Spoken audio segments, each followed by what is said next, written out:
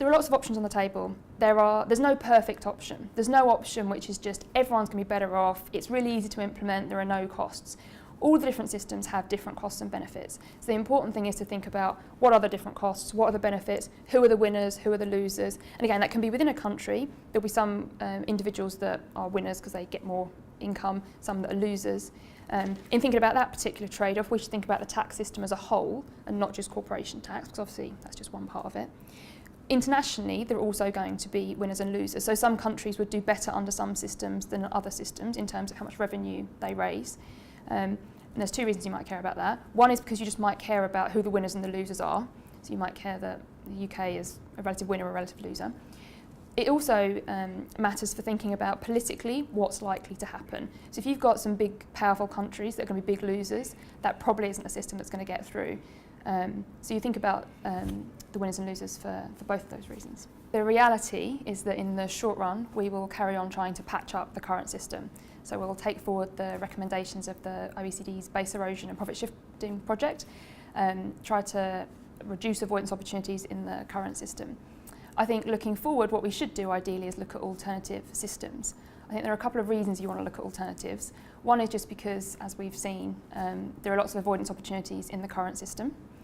The second reason is that even if you could get rid of all the avoidance opportunities, which we can't, but even if we could, we'd still have concerns about the current system. It distorts firms' decisions over how much to invest, where to invest, how to finance their investments in ways that we don't like, and we think actually we could do a better job.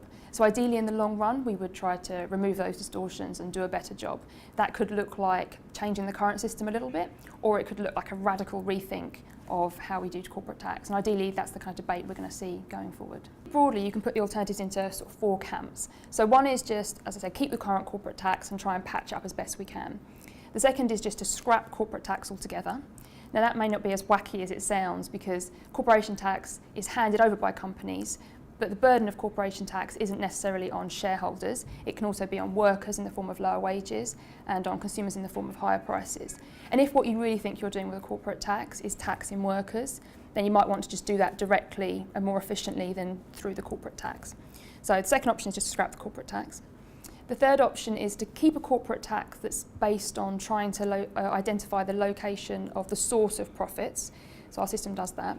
But to accept that actually the mechanism we have for allocating profits across countries, so the transfer pricing system, is struggling. It's struggling because it's easy to manipulate. So keep the source-based principle, but allocate in a different way. So one way to do that is to have a formula that allocates profits to different countries according to, for example, the location of sales or assets. So that's nice because it removes the transfer pricing issues. It's less nice because you still have companies that will want to move the location of whatever in the formula. So that could be the sales or the assets or the employment. So there's still a distortion in that system. Then the fourth type of option is to really radically rethink how we do corporate tax, and rather than try to identify the location of the source of profits, look at the destination of those profits. So basically tax profits where consumers are based, not where the profits arise.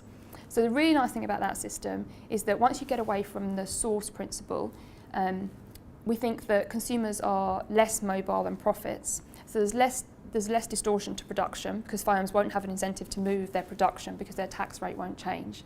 And consumers can't as easily move to escape the tax. So that would remove a lot of the problems we have in the current system. But they're the four broad options I think that we face.